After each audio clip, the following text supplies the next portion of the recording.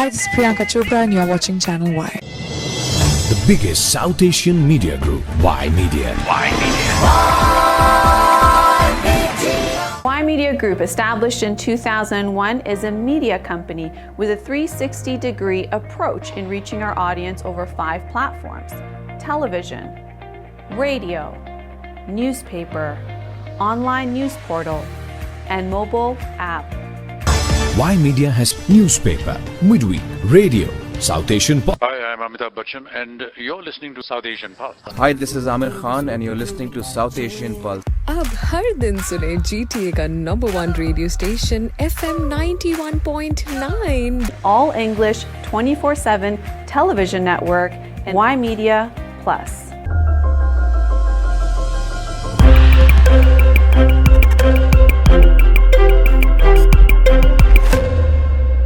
You are watching Channel Y. Channel Y.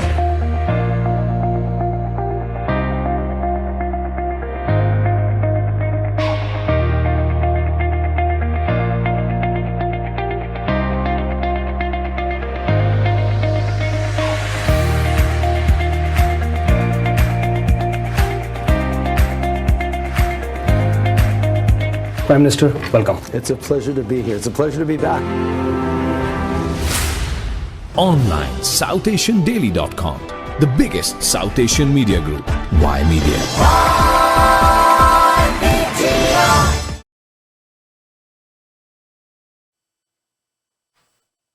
Hello everyone, my name is Jadoo. I'm the group editor at Y Media. Welcome to Y Media Political Sensex, and we are doing Ontario elections coverage on this one and Y Media debates.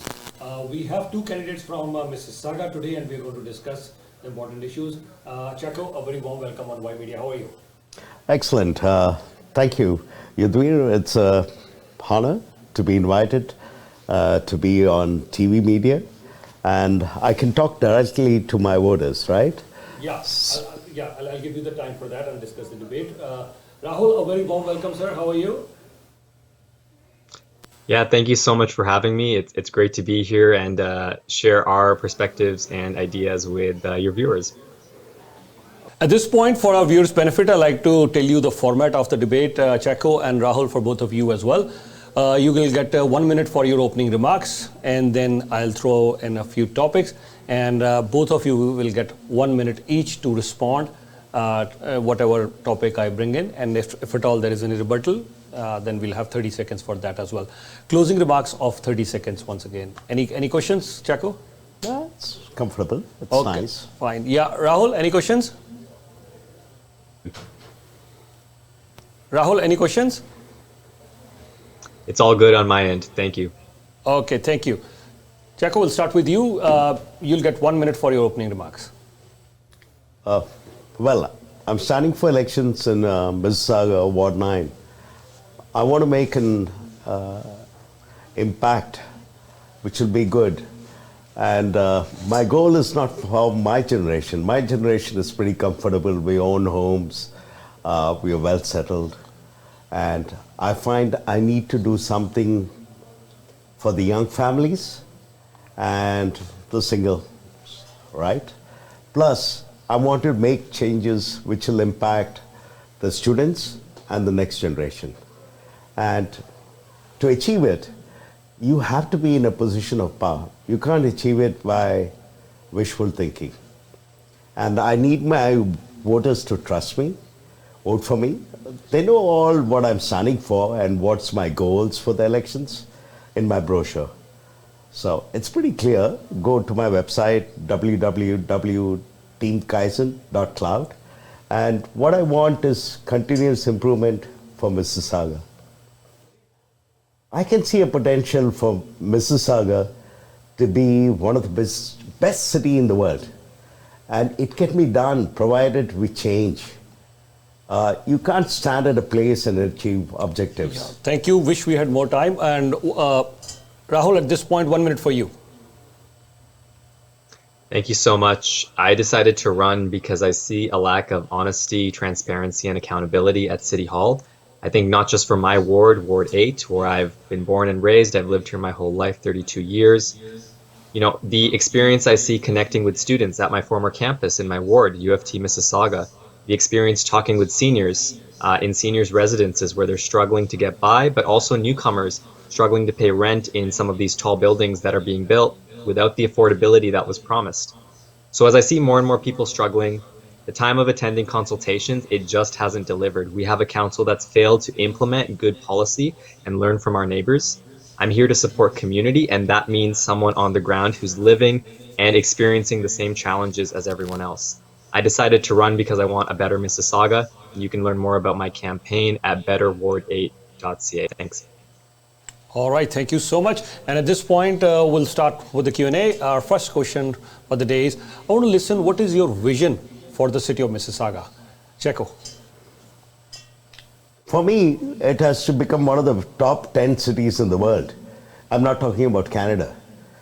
I want it to reach the top 10 in the world, right? And to achieve the top 10 in the world, you should know what is your strengths. What's the strength of Mississauga? A beautiful city. It's got so many geographical beauties, parks, Bruce Trail, Lake Aquitaines, amazing tourist spots.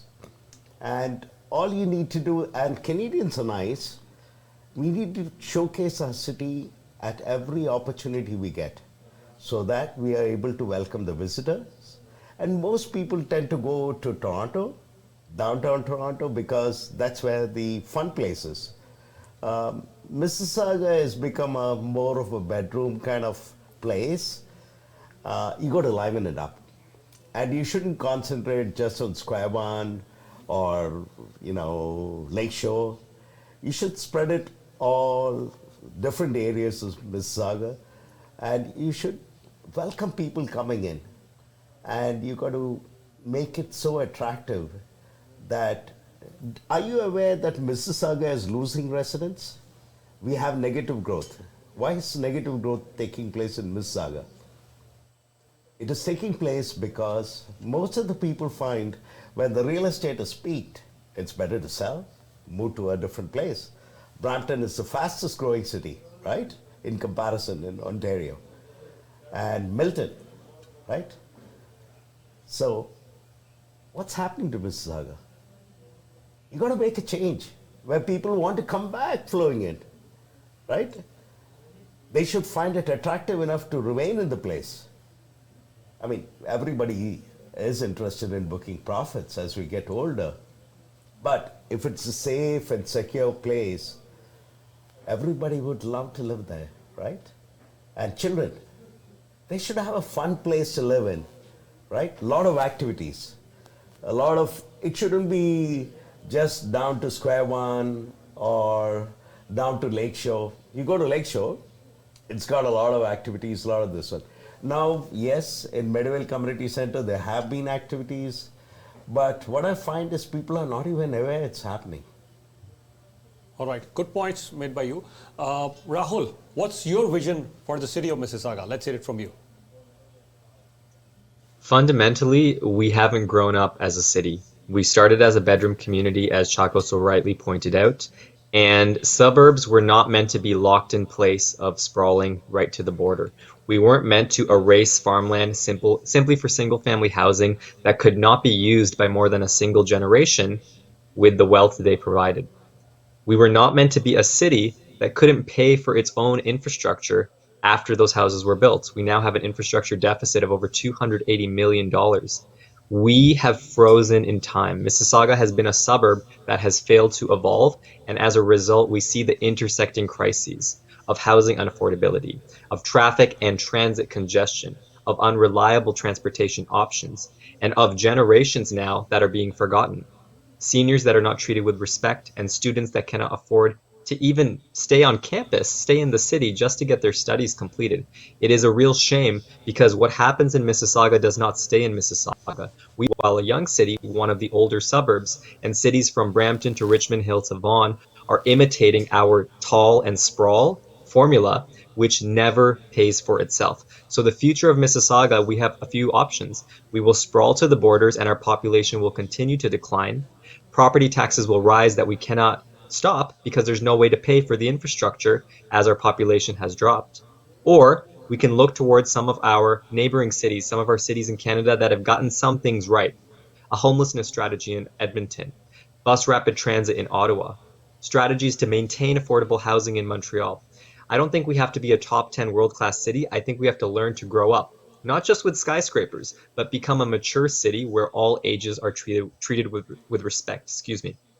If we create a city from ages 8 to 80, which is based on the name of an organization in Toronto, if we create a city for kids to seniors, we create a city for everyone. And Mississauga has fundamentally failed to do that with a lack of housing choice, a lack of transportation choice, and a lack of dignity and respect to the residents of this city. Yeah, I think, Rahul, you've set the tone for our next topic, that is affordability. That's definitely on everyone's mind, and we're going to talk about affordability with the rise in inflation. And yes, not only the house prices are going up, but we also see the rental prices are going up. So I want to ask you, Rahul, why don't we start with you this time? Affordability. What's your take on this one? And if you get to the council, what are you going to do for the residents of Mississauga? Affordability. Yeah, and you know what? For affordability, I'm going to just go zero in on the fundamental. Shelter, food, and utilities. If we do not have the fundamentals, it is unsurprising that Mississauga has one of the lowest voter turnouts of any municipality in Canada.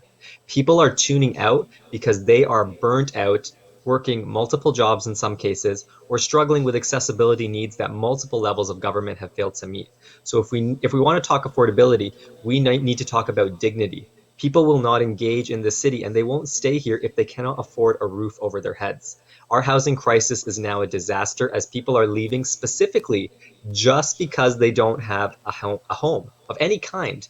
They might have a great job, they might be studying here, but if they don't have a home, they are leaving, and therefore we are not building adequate supply of housing, affordable housing, cooperative and social housing. And this is partly to blame by the city as well as the region and the zoning choices that have been made.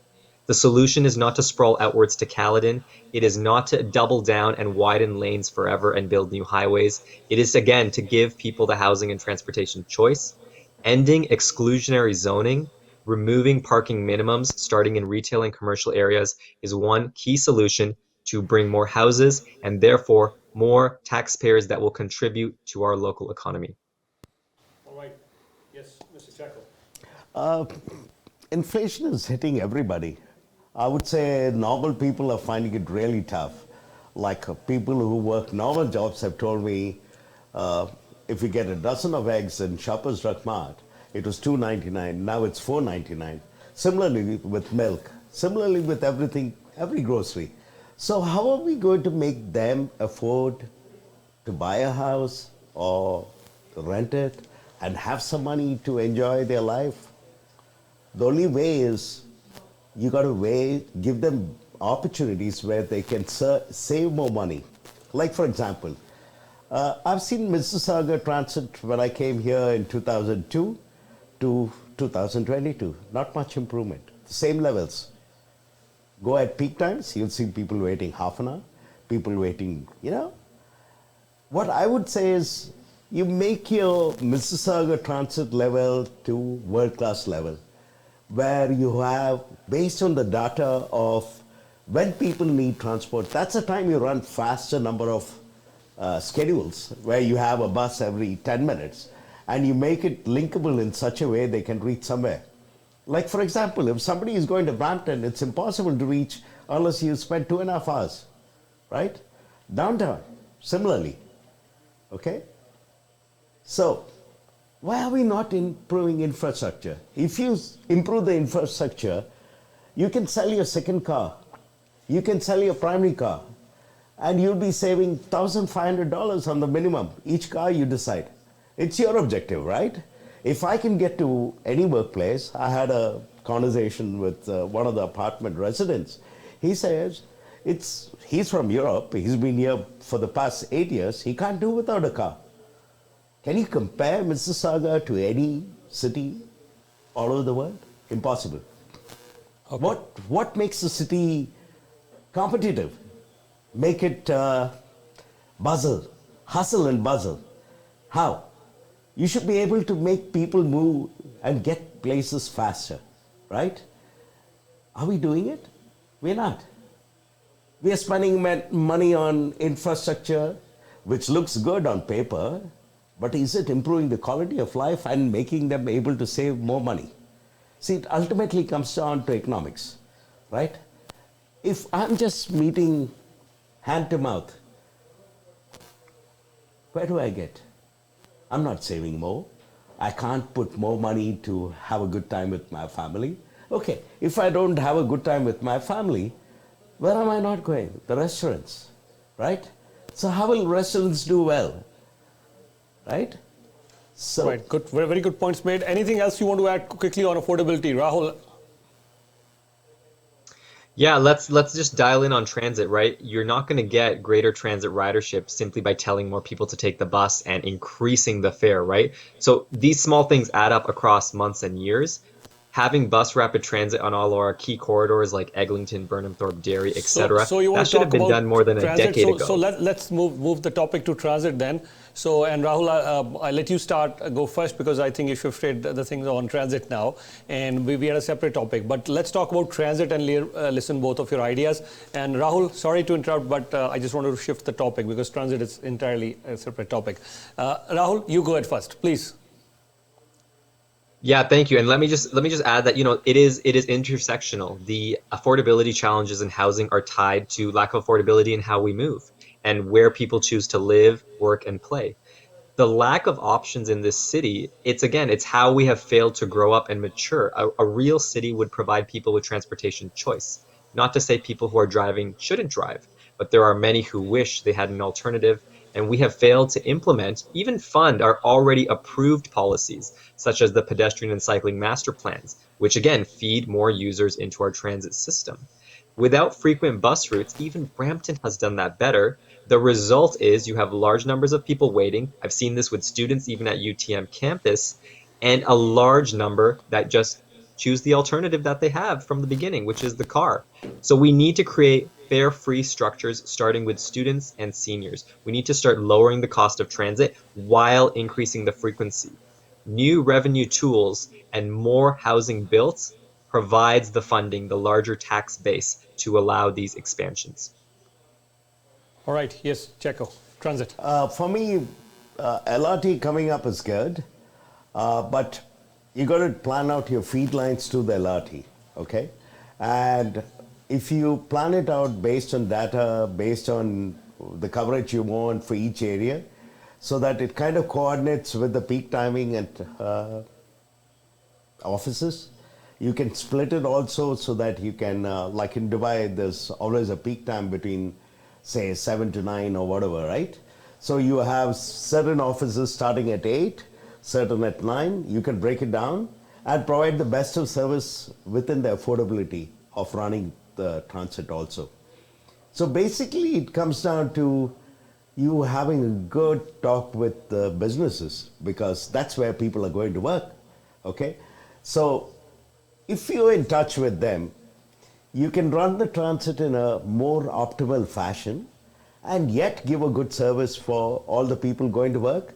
And the businesses also don't suffer. They have people reporting on time, delivering, because ultimately transit is what? Moving people, moving goods, right? And I met a guy who told me, like, they wanted to improve the GO trains, right? But there's a project which has been on talk for 15 years. Nobody's been able to change it, because you got to reroute because the rails is owned by somebody else, okay? So you got to meet their priorities too. So you got to get a project where the junction point is transited, and he told me about it. The point is, people have plenty of good ideas. I'm not saying it's not there. People are intelligent. People know how to solve it. But do we have the will? How do we get the will? Right. The will is the councillors, I would say the MPs. That's how we change it, right? All right. Okay. And our next topic, we'll quickly move on to crime. As we all know, there has been a lot of discussion as far as crime is concerned. Carjackings, break-ins, hit and runs, shooting, so many other issues.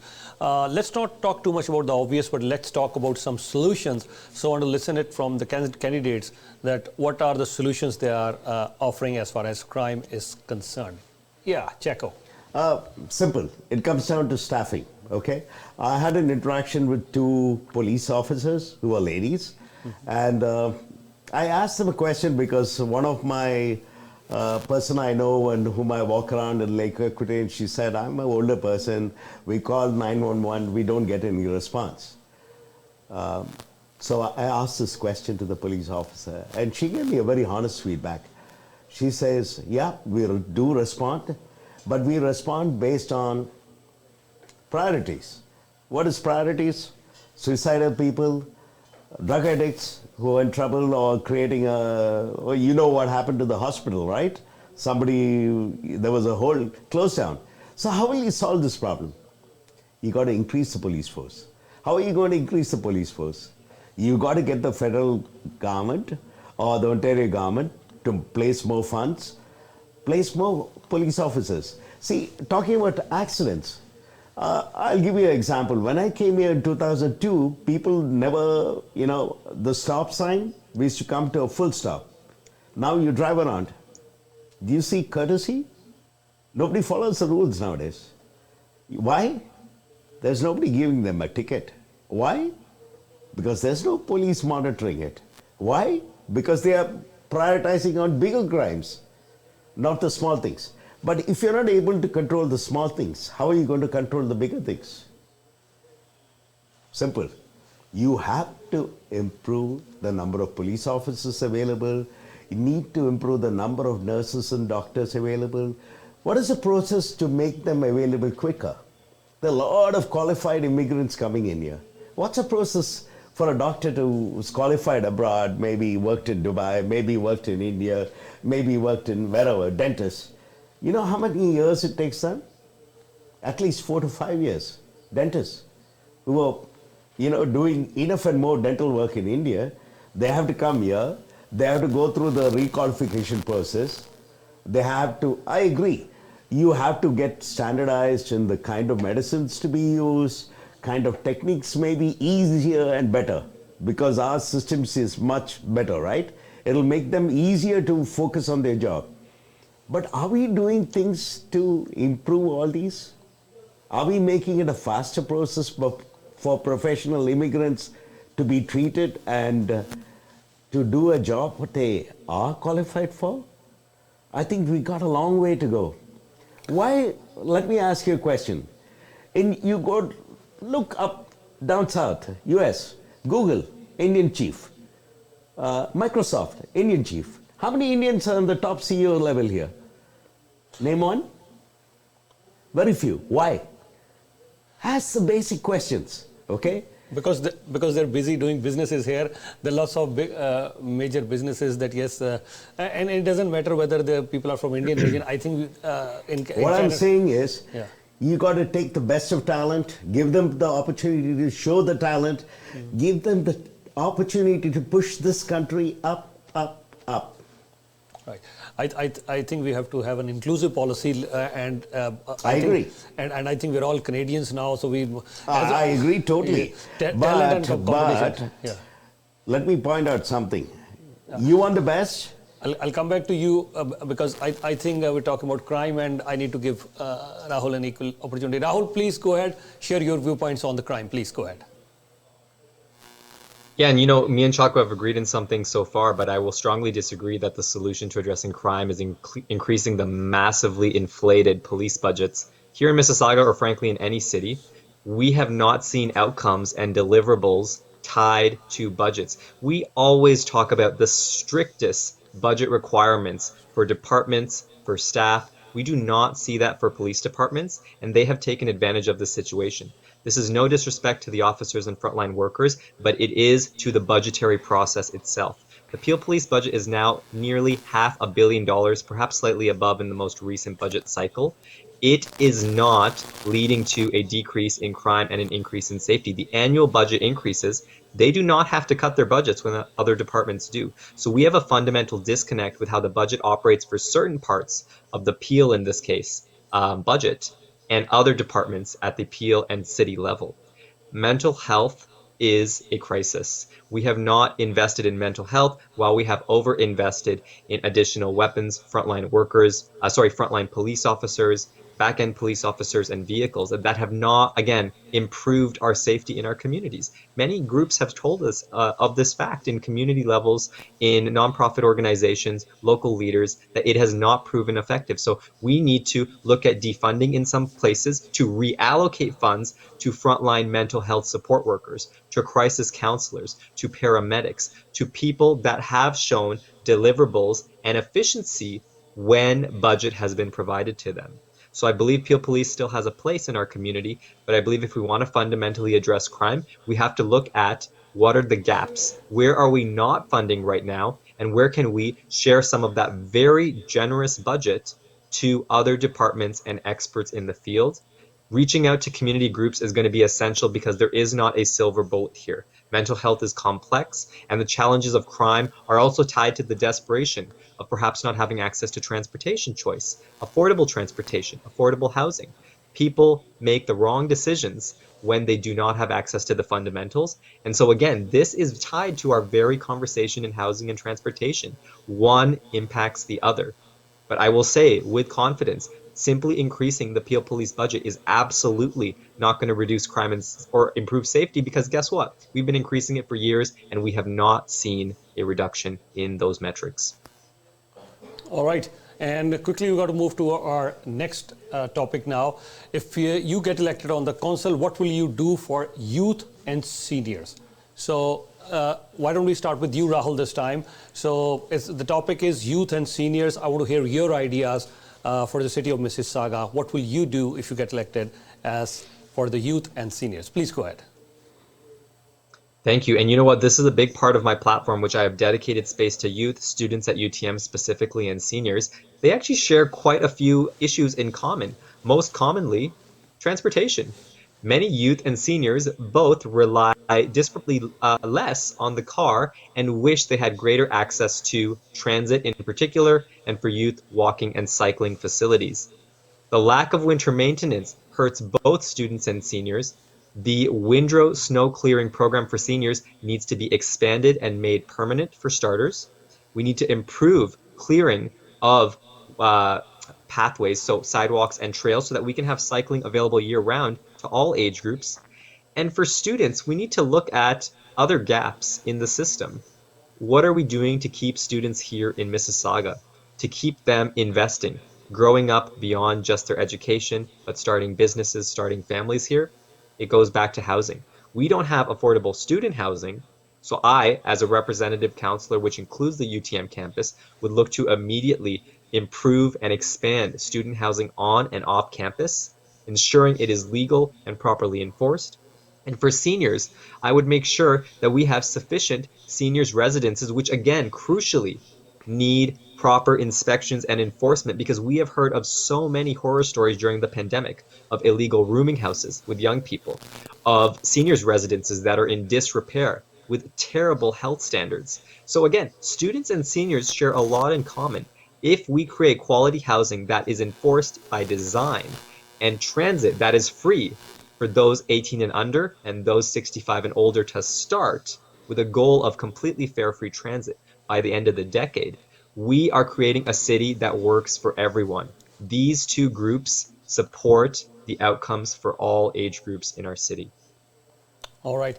Yes, Mr. Checo, youth and seniors. Shall I start off with the seniors? Seniors, 10% property tax rebate, because they've contributed to Mississauga all along, right? And when they retire, what happens to their income? It goes from border higher level down to lower level. So most of them, what do? They sell their cars, they're using Mississauga Transit, and their lifestyle has dropped a lot. So they have contributed a lot. Why not pay them back? Give them a discount on 10% on the property tax. Next point, a lot of them said they're paying a hell of a lot for dental work, free dental, okay? Third point, designated parking for pregnant women and seniors above 55 at all the malls. You know, make it as designated and by law with all the rules, so that each and every mall can have it. So you have to give back to the seniors who have contributed to Mississauga. Okay, that's one. For the youth, I would say, I would love to introduce yoga in all the classes. Oh, board. What are we teaching them? Mindfulness. Think before you act. Okay. Next would be a helpline, because they have counseling channels in their schools. But do they have a helpline where they can call with anonymity? Call, talk your problem, we'll help you out, right? Because sometimes they can't reach out to their parents, they can't reach out to their friends. That's the way to go, right? Another thing is you should have role models in the society. Like, for example, you have hockey, giants in the sport, giants in each and every area, in businesses. Go out, talk to the youth. How did they reach the top levels? How did they get there? What took them there? Discipline? Hard work? Inculcate those values, right? And another thing is, we need a little bit of knowing what's happening in the youth. Are you aware there's a lot of youngsters using weed? Middle school. Most people don't talk about it. Parents who are suffering from it don't want to talk about it. They're trying to counsel their kids. Hey, but say for example, like a person like me, when I talk to them, I tell them, hey, look here, I've seen two of my friends destroy their career in engineering in smoking weed. Not that I didn't smoke weed, I did. But you need to control your habits, correct? If you allow weed to be in every day, can you concentrate? You won't stop at any classes? You'll enjoy your life? Where are you getting? Are you going to be productive? You're not going to be. Now, unless you tell them practically, you can't get across them. Unless you share a smoke with a cigarette, others can't tell me that, hey, stop smoking, right? You got to approach them in a different way, right? It's not about, you got to connect to them differently. With the heart of youth, you connect to them. Don't say, don't do this. If you tell anybody don't do it, all of us are rebels at heart when we were young, including myself. My dad was in the army, he was pretty tough. But there were certain things he taught me I really appreciated. God bless his soul. All right, thank you. Thank you. And at this point, I wish we had more time for this discussion, very interesting discussion. But at this point, we'll give both of you 1 minute each for your closing remarks. I said 30 seconds, but I am hearing very good discussion from both of you. So I'll give you 1 minute each for your closing remarks. Rahul, why don't we start with you? 1 minute for your closing remarks. Please go ahead. Thank you. Mississauga, we're at a crossroads. We have a population decline for the first time in our history. We have a massive infrastructure deficit without any plan to pay for it. And we have a lot of young people, families, and seniors wondering if and why they should stay in this city, but also how. When we have a council where many have been in power for decades, in some cases the sons and daughters of the former councillor, and voter turnout is at a record low, we have to ask, is it good enough? In my opinion, we can do so much better, not just here in my Ward 8, but across Mississauga, because we set the precedent for the future of suburbs right across Southern Ontario. In this election, voters need to decide, hopefully vote more than anything, but they need to decide what the future of our city will look like. Are we going to grow up in the form of skyscrapers alone, surrounded by a few, large stretches of wide roads, parked with cars? Or are we going to have diverse housing options like the places we love to travel? Are we going to have diverse transportation options, which are safe and affordable? Council can be empowered to make these decisions if we elect the right candidates. And I think it's time, frankly, for a brand new council, a clean slate, with people such as myself with an understanding of urban policy and with a background that is committed from day one to listening to residents and supporting those at our margins to succeed. When we create a city for our young people and our elders, we create a city for everyone. I'm here for a better Ward 8, and I hope you'll vote for me at betterward8.ca. Thank you. Thank you so much, Rahul. Checo, your closing remarks, please, sir. For me, it's Kaizen. I go by that Kaizen word. It is continuous improvement in management terms. In simple words, change for better. So my question to all my voters is, do they want change? Be the change. Vote for me. All right? Now, ultimately it comes down to making a change in the next generation, which is good, and the generation after that. How will we go about it? Make it a fun place to live. Safe. Are we safe? I already discussed how to make it safer. Fun place, activities. All right? Have a lot of interaction with the youth. Like when I was working in 407, we had a program called One Day. We are allowed to bring our child with us and see how we work, right? Maybe we can increase it. Make it, say, once every quarter. Because once children realize to put food on the table, how hard their parents work, that's the time when responsibility comes in, right? They understand. They're not dumb. They're smart kids.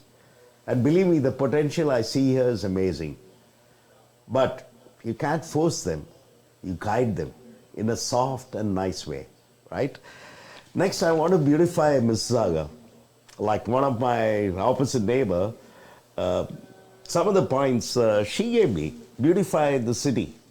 She finds we are blessed with a lot of natural beauty. But are we doing anything for the center of the road?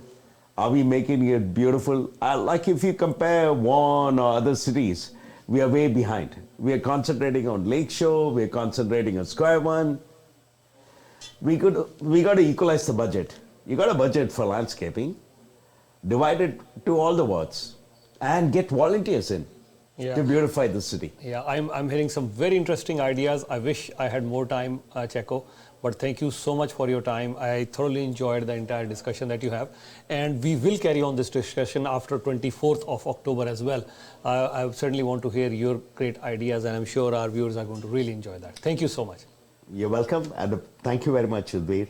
You've been so kind to host a nice meeting. A debate is what I love, and I wish I had all the big players, Bob Delaney, Peter McCallion, Martin Reed, Noka Dobra. Everybody should have come for this debate, because unless you interact, how do you know what each other are? Yeah, we did send an invite to almost everyone, and at this point, I'll first of all let me thank Rahul, and then I'll explain that as well. Rahul, thank you so much for joining us on today's discussion. Thank you so much for your time. I wish you all the best, Rahul. Thank you so much. Yeah, and at this point, Rahul, for you and for Checo, I must tell both of you, and for our viewers as well, yes, we did invite everyone for the debate, but I think there was a previous debate. I mean, there was, I guess, 6 or 7 people who showed up, and now you have two of you, so approximately less than 10 people who showed up for the discussion. It's more of a discussion, conversation. The whole idea is to get the conversation going on. The whole idea is, let's hear some new ideas. Look what, I'm so happy, so delighted to listen to what Rahul had to share. So happy to listen to what you, Checo, had to share. It was nice. And this is the whole idea. We take pride as Y Media, the only organization today who has done debates from various candidates from Toronto, Brampton, Mississauga, and we're looking forward to do it for Oakville as well. What about the mayor's debate? For Mississauga?